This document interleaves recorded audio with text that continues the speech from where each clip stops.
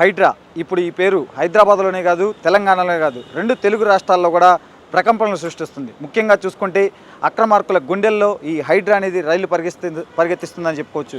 ముఖ్యంగా చూసుకుంటే 2 నెలల కిందట హైడ్రా అనే ఒక సరికొత్త వ్యవస్థను సీఎం రేవంత్ రెడ్డి ఏర్పాటు చేశారు. ముఖ్యంగా హైదరాబాదు అలాగే చుట్టుపక్కల పరిసర ప్రాంతాల్లో ముఖ్యంగా హెచ్ఎండిఏ పరిధిలో ఉన్నాయి, అంటే జిహెచ్ఎంసీతో పాటు హైదరాబాదు ఔటర్ పరిధిలో ఉన్న ప్రాంతాల్లో ముఖ్యంగా చెరువులు, ప్రభుత్వ భూములు అలాగే నాలాలు వీటన్నిటి ఏవైతే కబ్జాకి గురయ్యాయో వాటన్నిటినీ కూడా స్వాధీనం చేసుకోవాల్సిందిగా కూడా ప్రభుత్వం అయితే భావించింది. ఇందులో భాగంగానే ఒక సరికొత్త వ్యవస్థను తీసుకొచ్చింది. అదే దానికే హైడ్రా అనే పేరుని నామకరణం చేసింది. ఇక గత 2 నెలల నుంచి చూసుకుంటే హైడ్రా అనేది అయితే రంగంలోకి దిగి ఎక్కడైతే అక్రమ నిర్మాణాలు ఉన్నాయో, ఎక్కడైతే చెరువులు కబ్జాకు గురయ్యాయో, నాలాలు ఎక్కడ ఆక్రమణకు గురయ్యాయో వాటన్నిటి మీద కూడా కొరడా జులిపిస్తుందని చెప్పుకోవచ్చు. ఇక ముఖ్యంగా చూసుకుంటే ఈ హైడ్రాకు ఐపీఎస్ అధికారి రంగనాథ్ను కమిషనర్గా నియమించింది. రంగనాథ్ కమిషనర్గా బాధ్యతలు చేపట్టినప్పటి నుంచి కూడా హైడ్రా అనేది అయితే ముఖ్యంగా హైదరాబాదు అలాగే చుట్టుపక్కల పరిసర ప్రాంతాల్లో కూడా చాలా దూకుడు ప్రదర్శిస్తుందని చెప్పుకోవచ్చు. ఇక మొత్తంగా ఓవరాల్గా చూసుకుంటే ఇప్పటివరకు దాదాపు 2 నెలలు అవుతుంది ఈ హైడ్రా వ్యవస్థను ఏర్పాటు చేసి. ఈ హైడ్రా గత 2 నెలల నుంచి కూడా కంటి మీద కునుకు లేకుండా పనిచేస్తుందని చెప్పుకోవచ్చు. ముఖ్యంగా అక్రమార్కులు ఎవరైతే ఉన్నారో, అంటే చెరువు భూములు కానీ అలాగే నాలాలను కానీ వీటన్నిటిని కూడా కబ్జా చేసి ఎవరైతే అక్రమ నిర్మాణాలు చేపట్టారో వారందరిలో కూడా ఒక భయాందోళన అయితే కలిగిస్తుందని చెప్పుకోవచ్చు. ఇప్పటికే దాదాపు చాలా చోట్ల చాలా ప్రాంతాల్లో కూడా కూల్చివేత ప్రక్రియ అయితే కొనసాగుతూనే ఉందని చెప్పుకోవచ్చు. ఇక 2 నెలల కాలంలో చూసుకుంటే మనం మొత్తం జిహెచ్ఎంసీ పరిధిలో 23 ప్రాంతాల్లో 262 అక్రమ నిర్మాణాలను కూల్చివేసింది ఈ హైడ్రా. ఈ మొత్తం ఓవరాల్గా అంటే 23 ప్రాంతాల్లో 262 అక్రమ నిర్మాణాలను కూల్చివేయడంతో దాదాపు మొత్తం 111.72 ఎకరాల భూమిని హైడ్రా అయితే స్వాధీనం చేసుకుంది. సో వీటన్నిటికీ సంబంధించి కూడా ఒక డీటెయిల్ రిపోర్ట్ని ఈ హైడ్రా కొద్దిసేపటి కిందట సీఎం రేవంత్ రెడ్డికి అయితే ఒక నివేదిక రూపంలో అందజేసింది. మొత్తం ఓవరాల్గా ఈ 2 నెలల కాలంలో ఎక్కడెక్కడ కబ్జాలకు గురైన చెరువులు కబ్జాలకు గురైన అలాగే ప్రభుత్వ భూములు ఎక్కడ ఆక్రమణలకు గురయ్యాయి, అలాగే ప్రభుత్వ భూములు కానీ చెరువులు కానీ నాలాలు కానీ ఇంకేమైనా ప్రభుత్వ ఖాళీ భూములు ఏవైతే ఉన్నాయో అవన్నీ ఏవైతే ఆక్రమణలకు కబ్జాకు గురయ్యాయో వాటన్నిటికి సంబంధించి ఒక క్లియర్ కట్ రిపోర్ట్ని అయితే ఐపీఎస్ రంగనాథ్ హైడ్రా కమిషనర్ రంగనాథ్ ఎవరైతే ఉన్నారో ఆయన కొద్దిసేపటి కిందట సీఎం రేవంత్ రెడ్డికి ఆయన ఈ నివేదికను అయితే అందజేసినట్లు కూడా మనకు తెలుస్తుంది.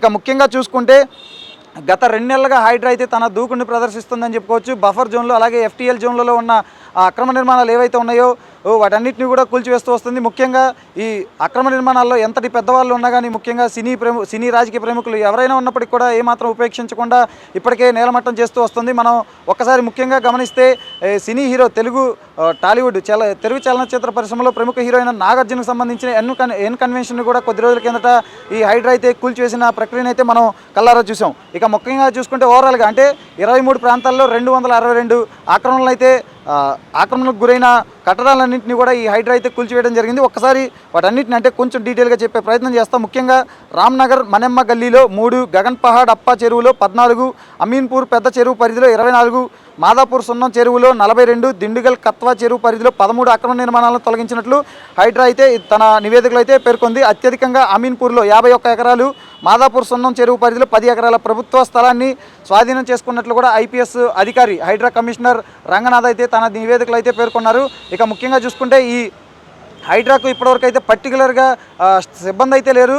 సో ఈ హైడ్రాకు సంబంధించి ప్రత్యేకంగా రక్షణ అలాగే కొంతమంది సిబ్బందిని కూడా కేటాయిస్తూ సీఎం రేవంత్ రెడ్డి తాజాగా అయితే ఉత్తర్వులు కూడా జారీ చేశారు. అలాగే ఈ హైడ్రాకు సంబంధించి ప్రత్యేక పోలీస్ సిబ్బందిని కూడా కేటాయిస్తూ కొద్దిసేపటి కిందట డీజీపీ కార్యాలయం నుంచి కూడా ఉత్తర్వులు అయితే వెలువడ్డాయి. 15 మంది సిఐ స్థాయి అధికారులు, 8 మంది ఎస్ఐ స్థాయి సిబ్బంది అయితే ఈ హైడ్రాలో పనిచేయనున్నారు. ఇక ఆక్రమణలో ఏవైతే కబ్జాకు గురైనాయో వీటన్నిటి ఆక్రమణల కూల్చివేతలు వీరంతా కూడా ఈ పోలీస్ సిబ్బంది కూడా వీరందరితో కలిసి పనిచేయనున్నారు. సో తాజాగా హైడ్రాకు కూడా ప్రభుత్వం నుంచి ముఖ్యంగా రేవంత్ రెడ్డి సర్కార్ నుంచి సంపూర్ణ మద్దతు ఉండడంతో అలాగే అటు పోలీసు సిబ్బంది కూడా అదనంగా యాడ్ అవడంతో హైడ్రా అయితే మరింత వేగంగా తన చర్యలను అయితే చేపట్టే అవకాశం తెలుస్తుంది. మరోపక్క చూసుకుంటే హైడ్రా అనేది కేవలం ఒక హైదరాబాద్ పరిసర ప్రాంతాలకే కాకుండా తెలంగాణ వ్యాప్తంగా విస్తరించాలి. తెలంగాణ వ్యాప్తంగా హైడ్రా వ్యవస్థను కనుక విస్తరిస్తే కనుక ముఖ్యంగా రాష్ట్రంలో ఇతర ప్రాంతాల్లో కూడా ఎక్కడైతే చెరువులు కానీ ప్రభుత్వ భూములు కానీ ఎక్కడైతే కబ్జాకు అలాగే ఆక్రమణలకు గురైనయో వాటన్నిటిని కూడా మళ్ళీ ప్రభుత్వం స్వాధీనం చేసుకునే అవకాశం ఉంటుంది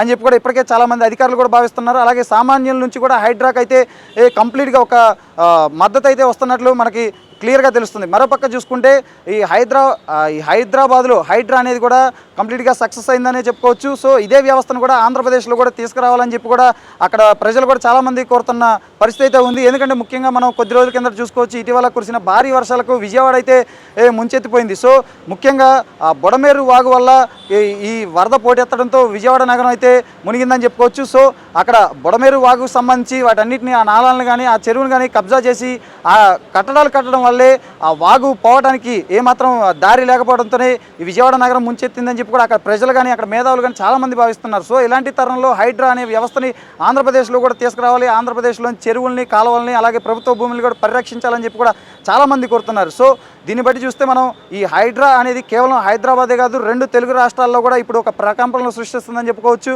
రాబోయే రోజుల్లో మరి హైడ్రా చర్యలు ఏ విధంగా ఉంటాయో కూడా మనం చూడాలి. ఎందుకంటే రేవంత్ రెడ్డి కూడా క్లియర్గా స్పష్టం చేశారు, కొన్నేళ్ళుగా ఎవరైతే ఈ చెరువు భూముల్లో కానీ లేదంటే ప్రభుత్వ భూముల్లో కానీ నివాసం ఉంటున్నారో, ఎవరైతే నివాస స్థలాలు అంటే పేదలు కానీ ఈ బడుగు బలహీన వర్గాల వారు ఎవరైతే నివాసం ఉంటున్నారో వాటన్నిటిని ఏమాత్రం తొలగించబోము, వారికి ఎటువంటి ఇబ్బంది కలిగించం.